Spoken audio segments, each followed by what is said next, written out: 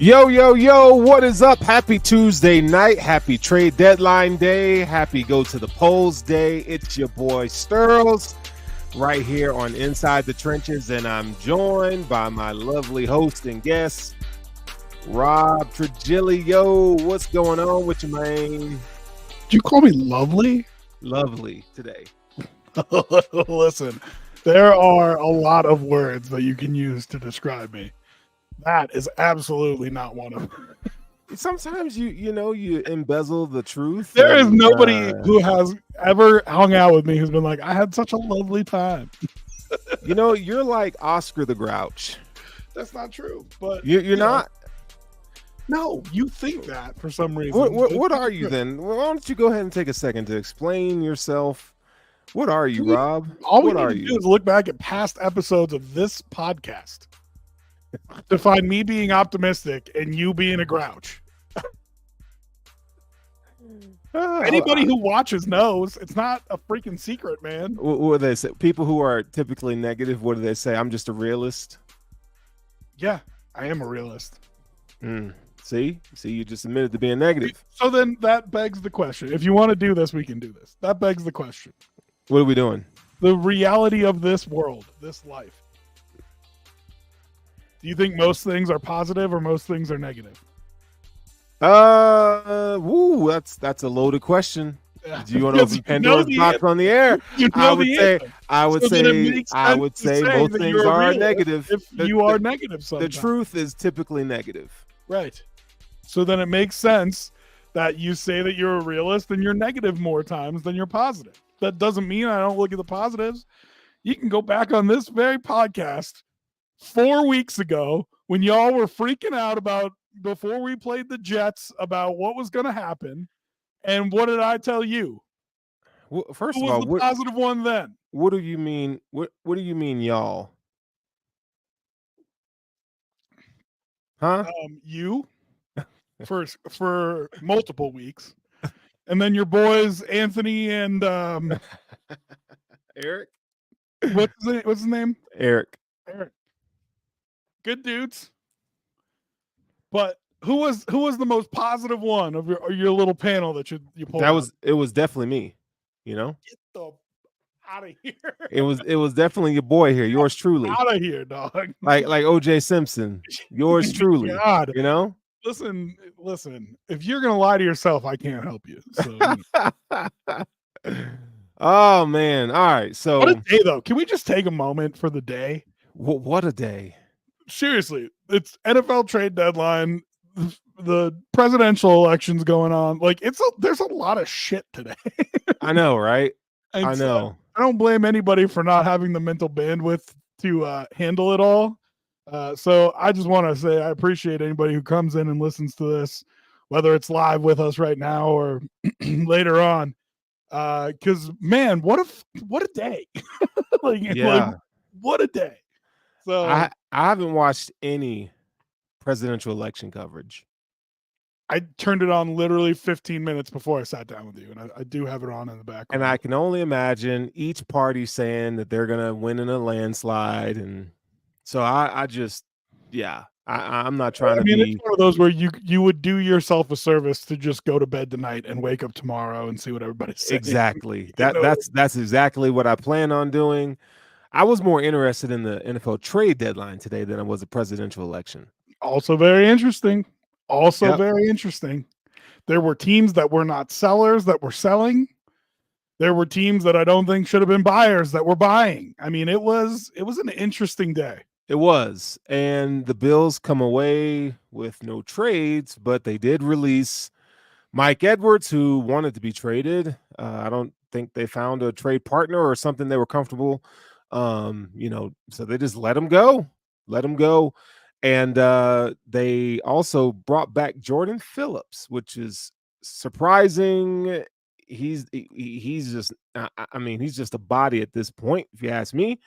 But they brought him back. So there was a saying that was very popular like 3 years ago. 2020 season was kind of when I remember it popping up, and it's since died down. And I think part of the reason that it's died down is because Sean McDermott has gotten so much hate. But There was a time where we were all saying, and it was I loved it. Come be the best version of yourself. Coach had said that. Yeah. A couple of the players had said that. And it felt like those guys believed it. It felt like they believed that this coaching staff, or I should say that coaching staff, was going to put them in the best situation to succeed on the field, to make money, to take care of their bodies, take care of their families, literally to put them in the best position in life. And you see it from time to time. I feel like it's gotten a little quieter since then. But it's part of the reason that I think McDermott was able to keep the locker room with all the stuff that happened last year. And when you see guys like Shaq Lawson, who keeps bouncing back, and Jordan Phillips, who keeps bouncing back, and Dean Marlowe or whoever, right? Like all these guys who take whenever they're either on their last shot or have nowhere to go, they find their way back to the Bills, and you're like, and then they go and perform pretty well. So I'm excited for Jordan Phillips to come back only because he's going to have something to prove. Like the dude needs to prove his NFL career isn't over. You know what I mean? Yeah, I mean, he had that opportunity last year too, and it didn't show well. But I that's mean, but right? You're like, oh, I just need a change of scenery. I go somewhere else, and you realize, that's not what I needed. yeah, Right? Like, and there's that too, right? I guess we'll see. I mean, the Bills definitely need help at defensive tackle, defensive end. I mean, what he offers as a pass rusher is okay. It's just, I did not think we were going to open with Jordan Phillips talk, but let me. I know. The guy they claimed off a practice squad, like Zion Leger or something like that. From Georgia. Yeah. Zion Logue. Yeah, whatever. He was awful. I mean, really bad. Yeah. And Jordan Phillips, what Jordan Phillips needs to do is be better than that. Now, if this is only a couple week experiment for while Dwayne Carter's on injured reserve, fine. If they cut him in a couple weeks, put him on the practice squad, like he would be he'd be a veteran, so he wouldn't have to go through waivers. But if they cut him in a few weeks and sign him back to the practice squad, fine. You know what I mean? Yeah. I mean, it can't hurt, right? I mean, they need bodies at this point. They not only need bodies, they need a little bit of beef. You and I were texting about that earlier today. Yeah. Like it's not just bodies, they need big dudes. And I mean, Jordan Phillips can provide that. He's never been a great run defender, but he's at least a wide body that you can put in there. I mean, in all fairness, we've been saying that since early in the season that they needed some beef. And I have seen a lot of Bills content creators make this point, kind of go after it, and it was based off Taron Johnson's comments. You just have to know that this team is not built to stop the run. It's not. Their 3 technique, I mean, how much does that Oliver weigh? You know what I mean? Like their 3 technique 280, is 290? Maybe. Right? And that's probably preseason weight, so it's probably more like 275 now that we're into the season. Yeah. So they just, and even Daquan Jones is not he's a massive human being, don't get me wrong, but he's not like a pot roast, you know what I mean? Like, you know what I mean? And so your linebackers are undersized. Groot is not a wide bottom guy. Von Miller, AJ Epinesa. I mean, I think maybe that's why Smoot was so important to them for a while, but like just not big. They're just not big guys, and they don't load up the box. And you just have to make peace with the fact that that's not how they play defense. You know what I mean? Yeah, I mean, but the thing is, though, the run defense has been better in the past, and this year, I mean, there's nothing philosophically they've changed about their defense, right? So it's like, okay, yeah, but I understand that they invite you to run the football, put the run fits need to be better, and you need to get more push up front, especially up the middle. So, but hold on. I mean, I do not want to have this fight. In 2 games against the Bills, Devon Achane has 160 yards on 34 carries. I ain't talking about just the Dolphins. I'm talking about as a whole. But hold on. So just let me Yeah, just go ahead.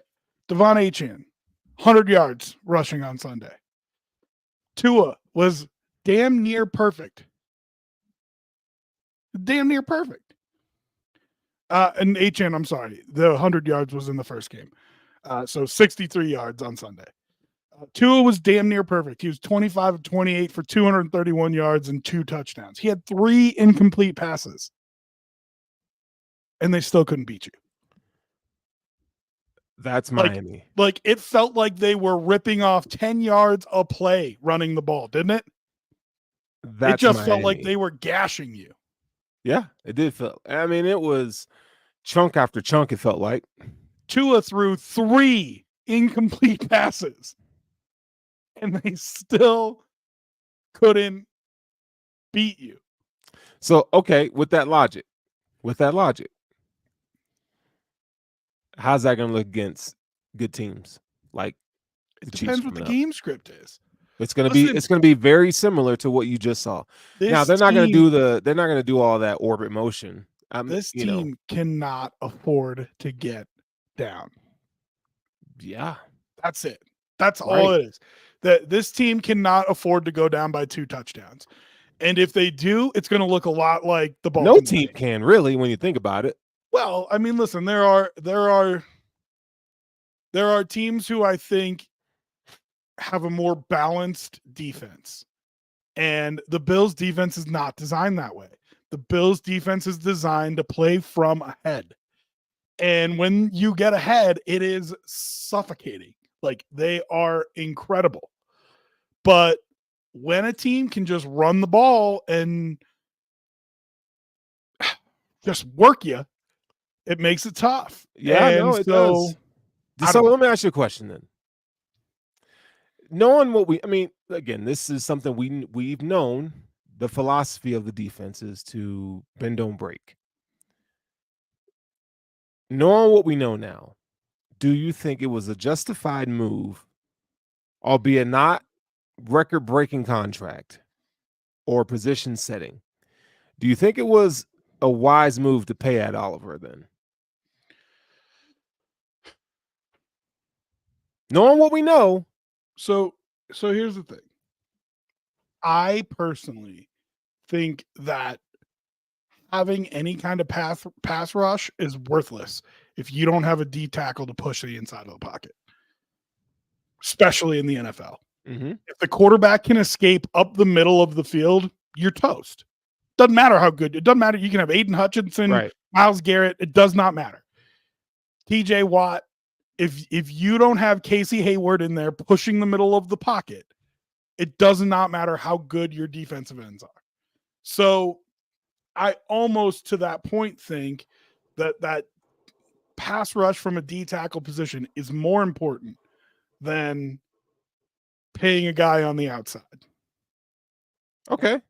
Yeah, you push the pocket, then the quarterback has to make a decision, right? But then you can go find guys like Leonard Floyd, right?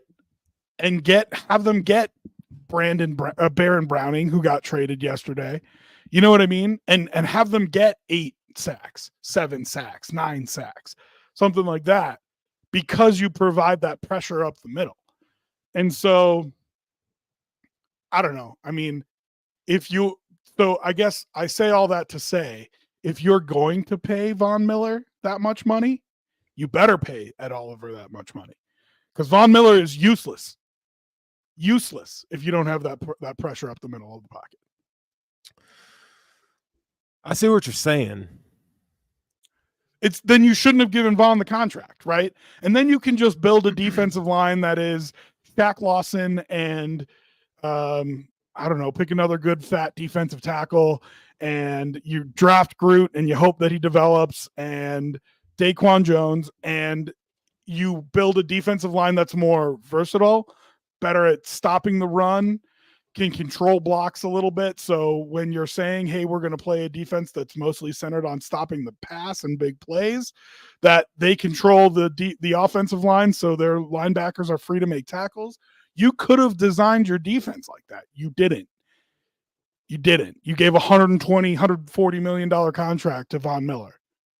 Yeah. And so then when you do that, you have to give Ed Oliver that contract. Otherwise, there's no point. Yeah. I mean, you just listen. I mean, I was okay with the signing, re-signing him. You just like to see a little bit more production out of both him and Daquan Jones. We just haven't.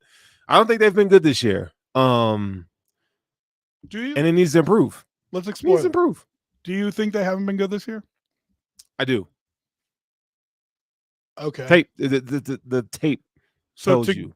To gauge your expectations, do you think Groot has been good this year? Yeah, Groot's been great. Do you think AJ Epinesa has been good this year? At times. Inconsistent still. Okay. Because where I'm at is I kind of agree with you about Daquan Jones. You wonder if it's another year older or if it's coming off injury. But normally D tackles are good for a longer run than most positions. Mm-hmm. Casey Hayward, Calais Campbell, yep. If you're a dude, you're a dude, and it doesn't matter if you're 40 years old. You know what I mean? Those are just big men that don't move. You know what I mean? Right. Athletic freaks. When it comes to Ed Oliver, you've seen him, I feel like, flash here and there. He has not taken a game over, but also remember, he does have a big contract, but he does not have one of the biggest contracts. As far as D tackles go, I actually should look up where it is. But as far as D tackles go, he is not crazy money. And who Daquan? No. Ed. I think he's 13th. Right. Something like that. Right. Middle of the NFL for the number one DT on your offense. Yeah. Or on your defense, I mean. Right? If he's the 15th, if he needs to be the 15th best defensive tackle in the league, it means he needs to be your best defensive tackle and be in the top half of the league to make that contract worth it. Yeah. Hey. Now, so just to round it out, and the reason that I asked you those questions is, do you think Groot's as good without him on the line? I do. I still do. I believe in that skill set and what he brings to the table. I do. Do you think Epinesa's as good without him on the line? No. Do you think we see the flashes we've seen from Vaughn without him on the line? Do you think Smoot and Toohill, who we were on Casey Toohill in the preseason, we're like, why is this man on the roster? But he has played okay. He has played serviceable snaps. So do you think any of those guys are as good without Ed Oliver in the middle? Nah, man. Nah, Ed's needed. He's needed. He just needs to be better. He needs to be better. At point blank, period. You know what I'm saying? But that Dolphins game is not a game for him. I think we talked about this the first time we played that. Yeah, I mean, I get it. Gets the ball out of his hands. He had more impact in the first game than he did but this game. But Tua gets the ball out of his hands in 2.1 seconds or so. It's the fastest in the NFL. And it's his strong suit. Hold that thought. Let me bring this dude in here. This is my homeboy Russ right here. Now Russ, Rob, is a diehard Cowboys fan. Oh no.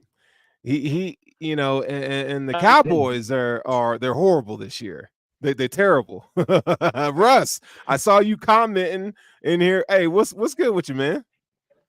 Man, I was hitting you up. I'm on the way to the gym, you know what I'm saying? Sports plug up. But nah, yeah, it's true. It's true, man. We're gonna talk about it. Some new additions tomorrow. We're gonna talk about it, you know what I'm saying? We suck. Can I be a part of the mafia while we suck, bro? Because this sucks, man. There's no way out of it. We Like do Jerry not Jones accept is see Cowboy now. fans. Sorry. Hey, there's always All room in right. the mafia, man. No, Y'all need no, some Man, help. come no. We on. don't accept Cowboy fans here. I'm not your ordinary Cowboys fan, though, man. I asked the people. I'm the honest one. I told everybody this was coming. Oh, Fart didn't know what he's doing. Hey, listen. Who we need to get on the show is your other boy. Oh, I just forgot it. Jay Spence the King, who was on our NFL preview Oh, show and told us all about how Dak Prescott was great and how that Cowboys team was going to dominate. And now they're giving up 4th-round picks for wide Jonathan receivers. Mingo? Yeah, I mean, what are we doing here, Big 30? What are we doing, man? I will say this. Man. Dak Prescott, the quarterback. Oh, it sounds One like of we're the type losing of you, dog. Yeah, quarterback. we losing. You losing me. I'm in a Uh-huh. spot probably now. Go ahead. All right, yeah, I was gonna say there's two types of quarterbacks. I'll leave you after this because I'm in a bad spot. But there's just two types of quarterbacks, man. You have guys that can lift their team up. Y'all got one. The Ravens got one, and then you got guys like Baker Mayfield that if you put a lot of, they can challenge anybody. They could, but you have to put the talent around them. You can't even a bunch of guys that nobody knows. Maybe a guy that we used to go deep off, but from the upset, from the top to the bottom, Jerry. Honestly, I'm more sorry. We go play. Well, we're gonna see exactly how talented that roster is with Cooper Rush at quarterback. So Trey Lance. Yeah, man. whatever, pick one. Golly. And Hey, Russ, I'm get a, back. Get at me when your service is better, because you breaking up. so We love you, Doc. Hey, yeah. So Cowboys, woof. Yeah, I mean that was the question mark move of the day, wasn't it? Yeah, yeah, man. Bingo. Like Hold what? on. Is it better? No, it ain't. Okay, all right. He gone. We appreciate him. Yeah, the service is too bad. Yeah, But Mingo. I mean, what are like Devontae Adams went for a 4th? What and you're sending a 4th for Mingo? Yeah, That's the that's solution tough. to your problem? And you know what's funny is that Jerry Jones was like, "Yo, we're gonna get a wide receiver that we've been happy with, or we really, and it's kind of like this dog and pony kind of gotcha moment." I thought, okay, like when I saw that, I'm like, okay, they're gonna go get somebody of note, like, oh, maybe this is a Cooper Cup thing or whatever. Jonathan Mingo, Ole Miss, 2nd-round pick. And like, here's the only to advocate at all for the move. He's still on a rookie contract, so Dang. he's cheap. And if you really believe that there's something there, sure, make the trade. It's not just for this year; it's for next year too. Yeah. As we try to build that roster, which we've said they're missing that middle class of talent, right? Right. They've got the blue chips, and then it's a whole bunch of minimum guys. You know what I mean?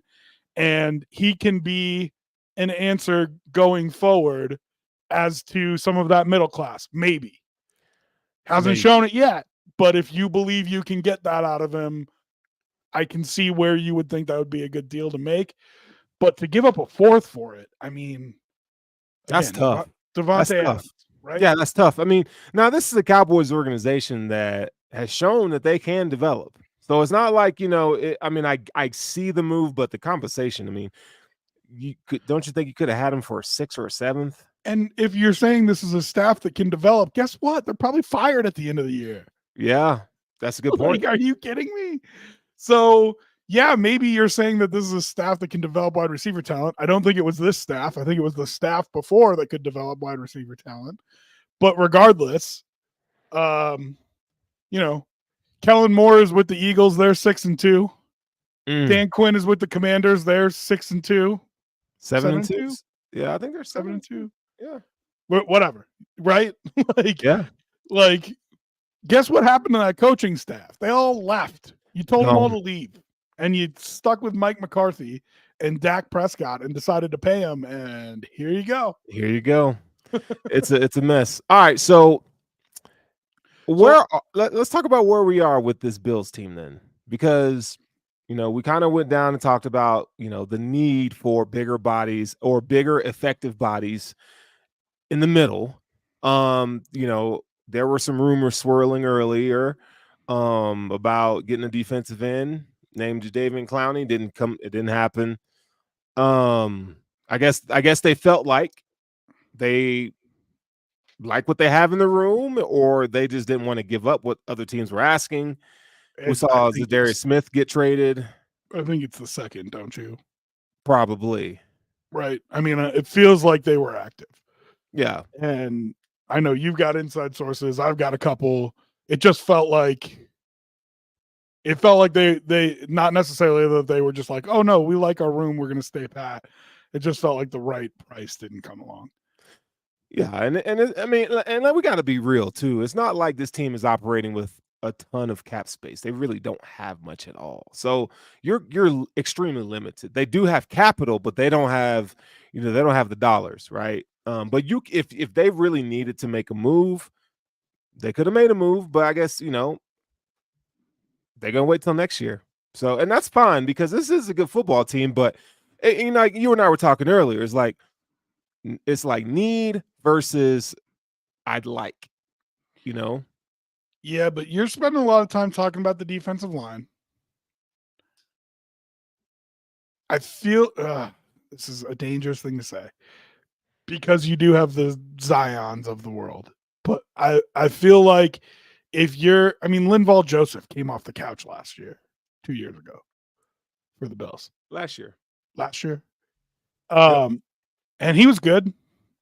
Right? Like you just needed a run stuffing DT that didn't move. Right? And he was fine. Was he great? No, but he played well enough to get another contract, didn't he?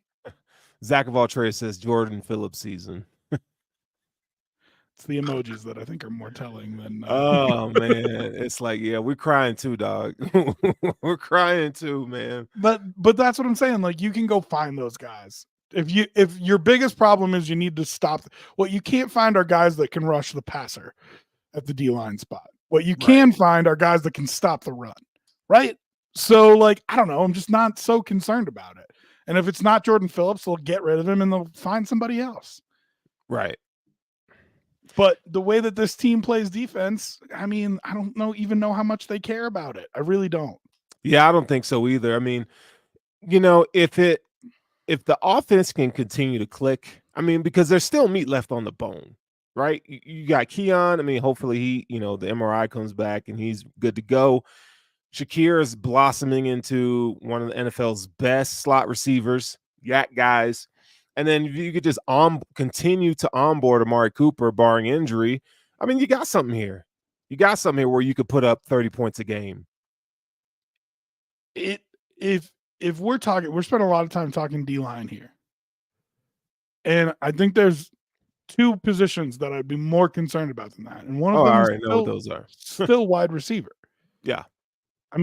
Now listen, I don't have the injury report, right? So Brandon Bean knows better than I do, no doubt about it. But I need to know how bad Cooper and even Shakir is coming off an injury and Coleman's injuries are, because then I would have wanted you to do something today. Because that offense, it was fine in the Dolphins game, but it felt like it was without Amari Cooper, right? Like it was more of a struggle than it had been in weeks past. Yeah, right. That's fair to say. And so like Josh has done a really good job these past couple weeks of getting back to what we talked about at the beginning of the season. Take the easy stuff. Right. I saw somebody put out, I think it was Sam Monson. Oh no, it might have been Aaron Schatz who put out both good follows, by the way. Put out that Khalil Shakir has an average air yard pass of like 3.1. And the next closest person in the league is like 5.3. Like he's incredibly low comparatively. And it goes back to what we were saying about Josh. that he stopped doing in the Baltimore and Houston games when he tried to play superhero a little bit. And we said he needs to get back to just take a profit, take the easy stuff. Right. It's there for you. And he did that again on Sunday, and it led to a win. It was an ugly game-winning drive, but it led to a win. Yeah, it did. It did. Yeah, I mean, Josh has done a really good job managing the offense. And I think that, we talked about this in the offseason. We talked about this at the beginning of the season where Josh has to learn to play point guard. He's got to learn how to be a good point guard now. And I think that Baltimore game kind of maybe woke him up a little bit, saying, hey, there's answers. Like Joe Brady cooks in answers. Now he just has to utilize them. And I think, the stat that you brought up proves that, he's playing good quarterback. He's playing efficient football. And the stats do prove and back that up as well. Yeah, I mean, it's an exercise in patience. And he had it on Sunday. He had the patience on Sunday. Yeah. The question is going to be in January when he's down by 7 to the Chiefs and in Arrowhead, is he going to have the same kind of patience? Because that's when you're going to need it. In January, let's talk about 2 weeks from now. Yeah, I mean, fine. Right? But you know what I mean? Like, yeah. Where it matters. But, yeah. Whether it's the Ravens or the Texans or the Chiefs or whatever, he's gonna have to have the same kind of patience that he has going against these teams that he feels like he knows he can beat. You know what I mean? And he's gonna have to have the same patience against the teams that he doesn't feel like he can beat. He's gonna feel like he has to press. Yeah. Man, let's talk about pass with that 61-yarder. I'll be honest, like he hit from 40 and 49 or 40 and 48, missed an extra point. So when he was going to ask the question though, when he was going up to kick, I'm like, yeah, this ain't gonna be good. Like this is gonna be wide left, 61 yards. I'm like, yo, I knew the distance would be there.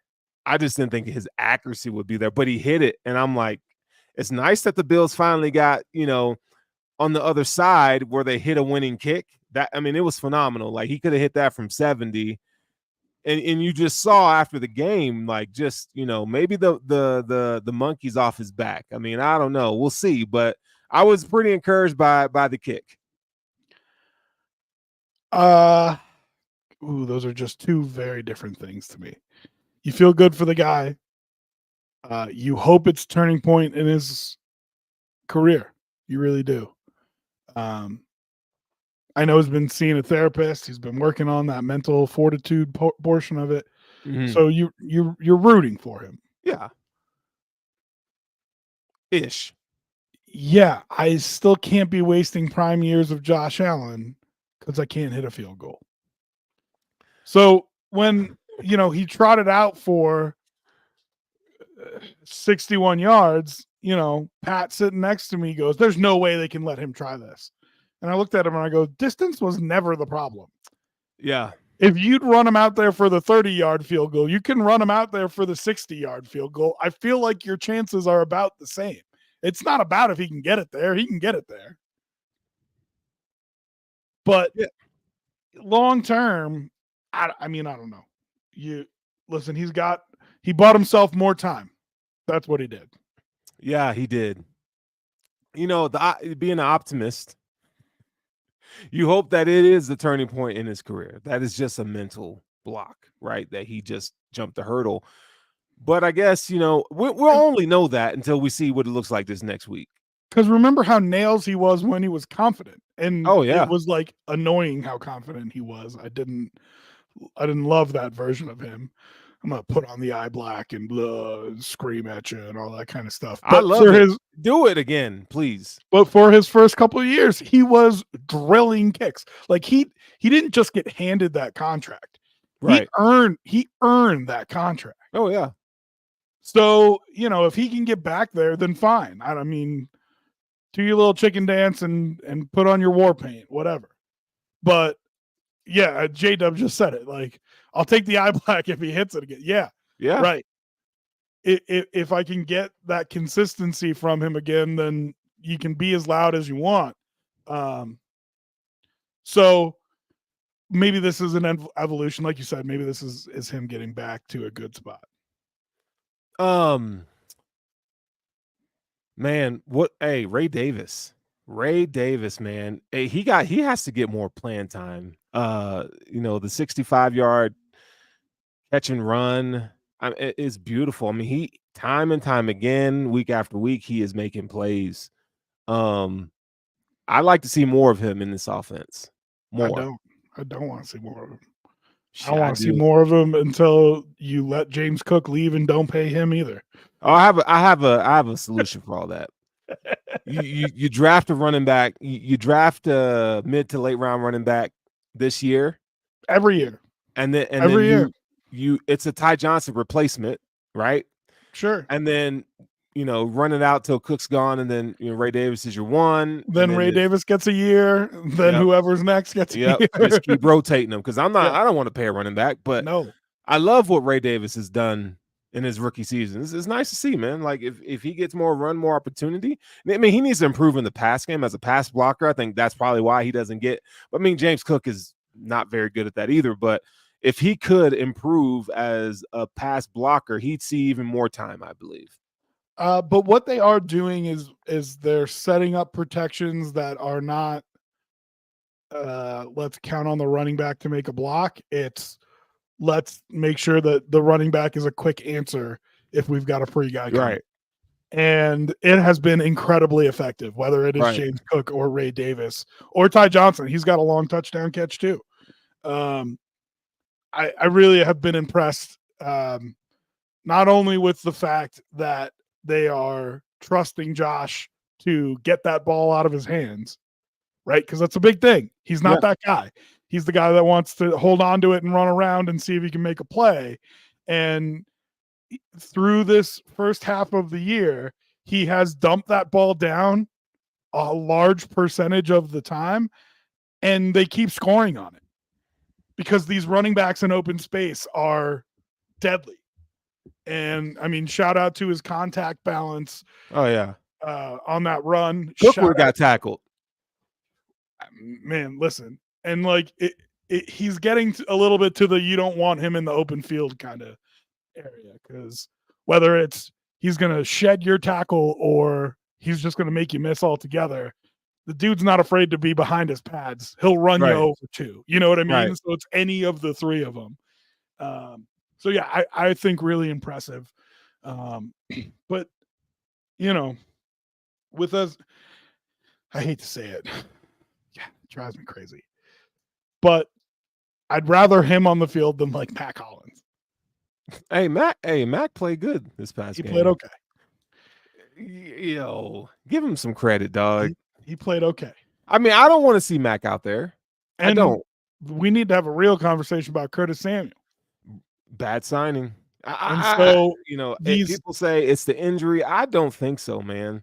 Somebody said he was on a pitch count, so maybe I don't know. He's just not $8 million a year. So we're stuck with him essentially. So listen, I love Bean. Okay, love him. Great picks. This last free agent class has been a disaster. Yeah, you cut one of them today.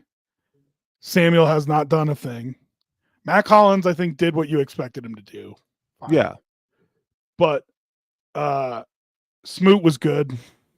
But for the most part, I mean, a really bad free agent class. Yeah. I mean, and you didn't have a lot to work with, granted. You can only go bargain bin shopping, and the thing is, they've been what he was so good at, though. Right. He replaced our offensive line when he first came in with all bargain bin people. He fixed the safeties with bargain bin people. You know what I mean? Like, that has always been what he was good at, and he really missed the boat on this. Yeah, and that's okay. It's okay because, I mean, he has a track record of showing that, he can do it. But yeah, I mean, I think anytime you're in free agency, you're overpaying, or you're getting guys that just don't always pan out. And Yeah, I mean, you're to your point though. It needed to be better, and I hope next offseason. I don't know. They're only going to have what 10 to 15 million as of right now, based off I the think it'll cap. be a Now little that bit more. it probably be estimated to 30 million, and then that's not barring any moves, right? So they can get a guy or two of decent value. Maybe they can do something about that Curtis Samuel contract, get out of it. But yeah, the free agent class has been pretty bad. So let's have a real talk about it. Let's pull it to today, because here we are talking about how we've got 3 running backs that we like, right? Yeah. How often do you see them on the field together? Together. Yeah, no, you don't. Right. I mean, if they run more than one a one back set, it would be the first time. Okay? Yeah. So we know they only like single back sets. You at the beginning portion of the year worked real hard to get Curtis Samuel touches that were, we want him in the open field, we want to get the ball in his hands, and we want to see what can happen. Yep. And they have not been good. He had a lot of stat lines that were 2 catches for 3 yards and stuff like that, right? Mm-hmm. So why do we not have Ray Davis in the backfield and James Cook split out, and we run those plays for him? Here's what I'm thinking. I'm hoping Because it's a they've done it wrinkle with that they Khalil add Shakir, later. and it's been great, right? Right. It's not the play design. No. But it's like, okay, from an owner's perspective, we paid this dude this money. I need you guys to figure it out. That's for the first half of the season. And guess what? We're past the first half of the season. Okay, now it's about but there's also a variable in there. Like now, they're allegedly turf toe injury. Is he fully healed from that? Only the team knows. Then sit him down. Because the only way to heal from turf toe, I don't know if you know this, is to not do anything. Well, he's not doing anything. Let's see. His contract, his base is hold on. His cap hit this year is $3 million. His cap hit next year is $9 million. His dead cap next year is $11 million. And then you have an out after that. 2 years, $16 million deal, and that's about $3.4 million dead cap to get out before the 3rd year. I mean, so he's going to be on this team next year. He's gonna. Yeah, I mean, there's no way they have an $11 million dead cap. They said that about Stephon Diggs. Okay, but that was a problem in the locker room. Sure. A different thing. And I think that's why Mike Edwards got cut. They couldn't find a trade partner. They were worried about it being a problem in the locker room. He was already starting to tweet stuff. You know what I mean? Like, yeah. And they said, "Gone." Yeah, we ain't doing with it. We ain't doing it. So listen, I understand he's on this team next year. He can be your 5th wide receiver. Great. I don't care. My thought process is, if I'm running out a package that is Dalton Kincaid, Khalil Shakir, Keon Coleman, Amari Cooper. No, that's only one back. So I would probably pull Cooper off the field in that situation. Coleman, maybe. And you put James Cook outside and you run, or Shakir maybe, because you want somebody who can block. So you leave Coleman out there. But and run these Curtis Samuel type, quick hits to Cook. And put Davis in the backfield. Yeah, I mean, I see what you're saying. I just still think, they're gonna try to make it work this season. And I guess he'll be just relegated to wide receiver 5, or he was like your one big signing too. 3 years. Yeah, I mean, I was excited about it because I felt like they could really incorporate him in his offense. He'd be successful with Josh Allen, who typically, this is what should tell you, Josh Allen typically improves the play of his wide receivers. Not only that, but also like Joe Brady was his OC for his best year in the league. Mm-hmm. And it's just not there. I would have liked to seen a move for a wide receiver to replace well, not to replace him. He's on the team for 2 years, but just to get a little bit more production. You know, maybe somebody on the outside or who can kind of do both. You know, but hey, Hey, listen, it felt like this teardown was a 2-year teardown. depends on what they And do in the draft this year. they took a big portion of that teardown this year, and I think they're going to do another portion of it next year. We already have talked about Von Miller. We've talked about Dawson Knox. We've talked about Tyler Bass. I'm looking at their 2024 active roster. In your top 10 of cap hits, Von Miller's 2, Dawson Knox is 6, Tyler Bass is 7. You know what I mean? Like, Yeah. I think it's we've talked about this teardown being a 2-year teardown, and we had mentioned that you don't even have that much cap space next year. So when you miss on your big off-season signing, Yeah. that's tough. It's hard. Yeah. I mean, listen, Dawson Knox is going to have to restructure that contract if he wants to stay. I think you will. Don't you? He needs to be $2 to $3 or $3 to $4 million tight end. But don't you think you will? I don't know, man. I mean, I don't know what he's thinking. I mean, he's not gonna. He's the type of guy that's not gonna, talk shit in the locker room. But That's true.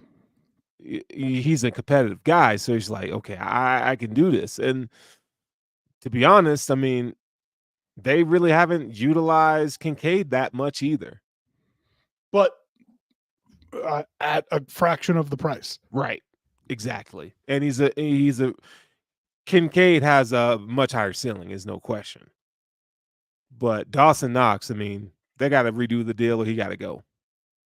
And I just don't know. 16 million dead cap next year. Yeah. 7 million dead cap the year after that. Yeah. I mean, that's a lot of money. It adds up. It really does. So it goes back to you got to hit on your draft picks. And I felt like they had a good class this year. Already we're seeing some of the dividends of that. But you got to do it again. So like I'm looking at this list, and like none of your players that matter are in your top 10, top 11 of cap hits. And I don't know, once you get past number 9, do you want to know who number 9 on their cap hit list for this year is? Who's that? Kaiir Elam. At 3.7 million. Sheesh. Right. Like that's how much cap they've shed on this team. And they still, like, I don't know. It feels like at some point they're going to have a chasm of cap space. Now that probably gets filled by guys like Greg Rousseau, Rasul Douglas, maybe Kincaid if he steps it up. But it just feels like at some point they should have just a chasm of cap space to make a run at the back half here. Because when I'm looking at the top 10 of guys on this list, it feels like they're even going to get rid of some of these guys. You know what I mean? Yeah, it's going to happen. I mean, yeah, this team is going to be drastically different next year. And I'm not even sure if Milano is even. I think people don't want to say this, but I think Milano is up for a conversation, depending on how he comes back. Like, the writing's on the wall, bro. Why you got to do this to me? I know you don't want to hear it, but he's a 30-year-old linebacker who's had 2 surgeries, 29, 2 injuries. He's about to be 30. He's 29. His cap hit this year is 12.4.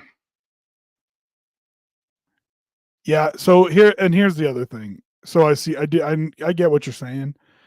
But he's a UDFA in 2 years. Man, I just don't want to take that dead cap. Like I'll take the chance on him coming back, and he has played at an all-pro level. I don't think there's absolutely about that. Right.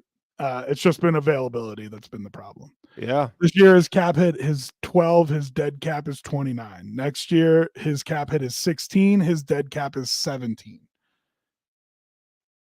Third year, his cap hit is 16. His dead cap's 11. So you save $5 million for cutting him in 26. I don't know. I'd pay him next year to see if he comes back and can be the same guy. And then if he's not, then you cut him the year after that. You know what I mean? When there's actually a savings rather than dead cap that you're taking on. Yeah, I mean, I don't think Dorian has shown you enough to where you go, okay, yeah, that's Terrell Bernard's running mate, right? You know I'm the wrong guy to ask about. But I'm not saying, hey, now I'm not saying Dorian is a lost cause. I mean, he's been up and down the season for sure. But okay.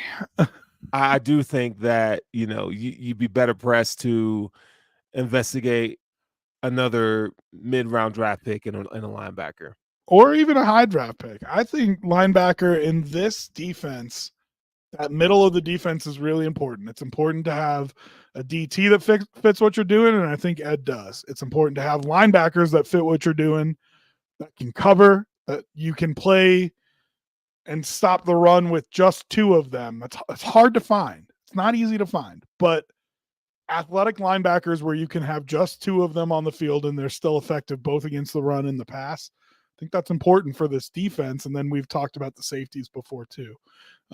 So down the middle, I think is real important for this defense. Excuse me. Yeah, no, it definitely is. I don't know, man. I mean, the offseason is going to be fun to talk about because I think just like this past offseason, I do feel like, we're at a space where, you're going to have to make hard decisions. You got to make real hard decisions, some tough decisions. I don't think they're even that hard. I think the decisions you had to make last year were a lot harder.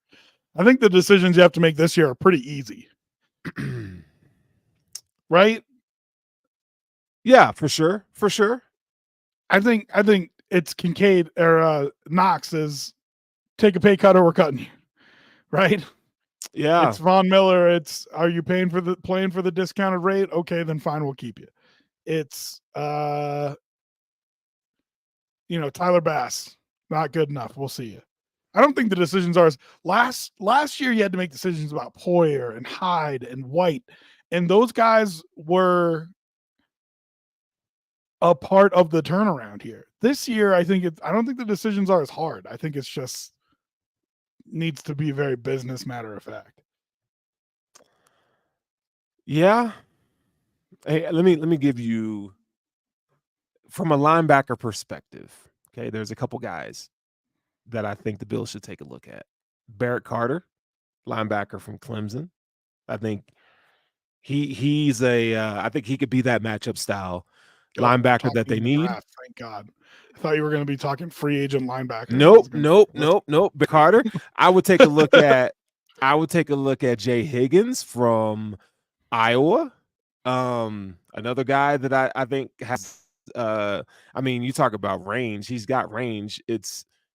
I think he can cover as well. I mean, you have to be, like to play linebacker at Iowa, defense at Iowa, you have to know your stuff. Those Iowa linebackers are good. Anybody who's in college now playing linebacker, their entire football career has been since the time of Gronk and Jimmy Graham, which means covering tight ends has been part of their life since they started playing. Like it's not a problem like it used to be where like right. We don't ask guys to. Yes, you ask guys to do that. You know what I mean? Like that is part of your job. So I'm assuming that any guy that gets brought up also has the athleticism to cover tight ends because there's no room for that in the NFL if you don't. But I mean, you have to do more than just cover tight ends. I'll give you one more name that's going to be like I would say he'll probably get picked 4th to 5th round. Lander Barton, Utah, and we know Bean loves Utah, guys. Okay. He's one of my favorite. I would feel a whole lot better about him being Howie Roseman and rebuilding the Georgia defense than I would about him rebuilding the Utah defense. I got to be honest. Hey, that's okay, dog. I mean, look, Lander Barton, dog. He could play that dude, and he's tall. I love it. Tall, rangy, fast. Yeah, man. Give me that. Give me that in the 4th or 5th round, boy. I'll take that any day of the week. Here's the problem. Those are just 3 guys I'm gonna leave you with today. The guys, so Clemson, Iowa, and Utah. I'll keep an eye on. Mm-hmm. But Yeah. the guys that the Bills like to take at linebacker athletically don't fit the profile. And so True. They're more undersized, quick, twitch. But that also leads to them not being effective their first year in the NFL. Yeah, because So, learning curve. and there's a big one at linebacker. It might be the Sure. biggest of any position, especially in that McDermott defense. So, I don't know. I guess what I'm trying to get at is I still want to pay Milano. I don't want to turn that into more dead cap space. I'll do it the year after when there's a cap savings to cut him. But availability, man, it matters, dude. You gotta play. I'll use one of those second round picks on one of those linebackers and say you're my third guy this year. Sure, I'll be okay with that. That is where I want to be living. You bet. Listen, dog. I know people. I've been telling you, it's edge, it's corner, it's wide receiver in that order to me. You make me want to jump off a building talking about edge, dog. Y'all, it's not sexy, but I'm just telling you. It is sexy. What are you talking about? Edge rusher is the second sexiest position you can draft. Not to Bills fans. To Bills fans. Get out of here. Get out of here. Edge rusher is the second sexiest position you can draft. The only position that's sexier is quarterback. If we put out a poll right now, and wide receivers on that list, people would hit that in a heartbeat. You better keep putting weapons next to Josh Allen. You better. Yeah, you should. You should have an embarrassment of riches for that king. Get out of here. But that's not how they operate. That's not how they operate. That is how they operated this year. What was their first pick? Zay Jones. No. God. So yeah, there you go. What was their biggest free agent signing? An $8 million nothing is what it was. But I'm just saying that plays wide receiver. Absolutely are thinking we need to surround our quarterback with weapons. Yeah. Zach of all trades says also we need edge. I knew you were going to highlight that. Of course, you picked the one that agrees with you. All right. So I guess we'll continue this conversation over on Intentional Grounding on my YouTube channel. You want to hit Colts real quick before we go over there, or do you want to just send everybody over? What are we doing? I don't care. What do you want to do? Just quick thoughts on the Colts for the people who don't make it over to one of our channels to watch Intentional Grounding after this. Yeah. Man. The Colts. This is the same way I felt about them when they walked into Buffalo and punched you in the mouth 3 years ago. Yeah. You should absolutely dominate. Destroy them. I mean, you should win this game by 30 points. It should look like the Jaguars game. And I'm not even kidding. I agree. And I felt that way. I felt that way going into this Dolphins game. Like, yo, you guys should destroy these guys. And I'm like, with all the trade talk and the offseason talk that I did not know we were going to get into, we didn't even get to talk about this Dolphins game really.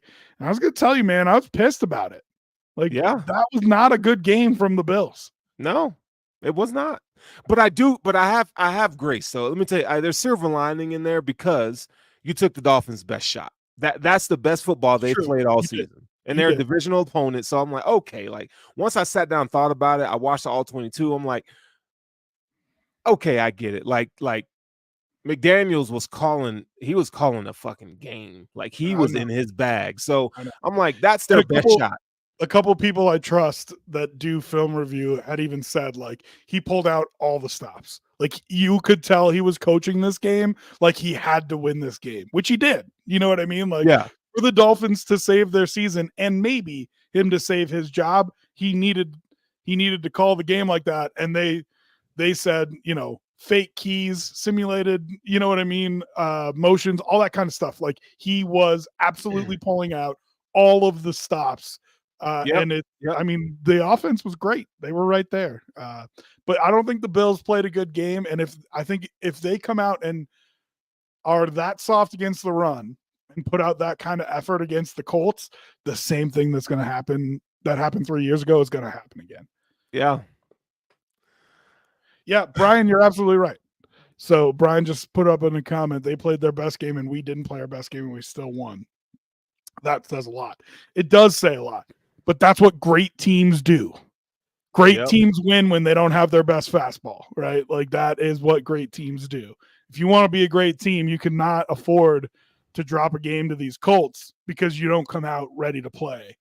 And I don't know, it wasn't like an effort thing for me. I don't want to bash them too much. It wasn't like they weren't trying, but it was definitely not the Bills' best effort. No, it wasn't. And but I'm like, okay, like once you take the emotion out, you're like, yeah, they definitely had to bring their best foot forward. And but this upcoming game against the Colts, they really got to take care of business. Like, and this is a trap game too, because you got the Chiefs looming next. So this will show us, I think, what kind of team we have, like from a mental standpoint. Can you come in, avoid the distractions, take care of business? Well, we'll talk about it more on intentional grounding, but I just think we had said at the beginning of this little stretch here that you needed to get healthy and stay healthy. And I didn't mean injuries, but now maybe I do. Right. In terms of the win column, you needed to get healthy before you got to the Chiefs game. And if you got to that Chiefs game at 8-2, you could feel like you had a look at the 1 seed, regardless of if the Chiefs lost the game or not. I think it's still there for you. I do think the Broncos have a shot this weekend to beat them, but even if they don't, even if Kansas City comes in undefeated, if you put a loss on them, you still have a look at the 1 seed. Yeah. So it's important that you don't lose focus during this week.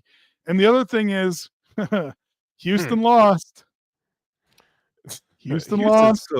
They're cooked. The Ravens lost. So now the 2 teams that you lost to, both are in the rear view mirror. Got to stay that way. Back up. Yep. Got to stay. Don't let them catch stack back good up. performances. Yeah. Okay. With that being said, if you haven't done so already, make sure you like, follow, and subscribe to Inside the Trenches right here on the Rumblings Podcast Network. Man, I'm excited for the offseason. I ain't gonna lie. I'm excited to so much excitement for this season. I know. Oh, I know. But I just love the offseason. I love talking draft. But yeah, no, man. Let's see what these Bills can do. Everything that they envisioned before the season, I think is still in front of them. They're one of the best teams in the league. I want to see what that Chiefs game looks like. That's the test. Like, and we'll talk about the Chiefs in the next hour. But what a game! What a game the Chiefs had, man. It would look like all their other games. But yeah, we'll talk about that more on the next hour. But if you have been watching the show, man, we really appreciate the support. Tell them where to come find us, dog. Yeah, you can come find us. You can come find it on Twitch. You can find me on a YouTube channel. Rob has a YouTube channel that's also linked. Rob T Radio. Rob, is your Twitch handle Rob T Radio as well? No, unfortunately, it's the only one that I have that's not. You want to go ahead and drop that real quick? It's just Rob Trigilio, and it's going to be hard to spell, so you're better off going to Twitter and finding this right here and giving us a follow, and we'll retweet from a couple different sources that we're on for that broadcast if you want to come find us there. All right, man. With that being said, shoot, man, I guess it's time for us to get up out of here, huh? What you think? We're going to have to do that. I'm going to have to cue this music up, and we're going to see y'all next freaking week.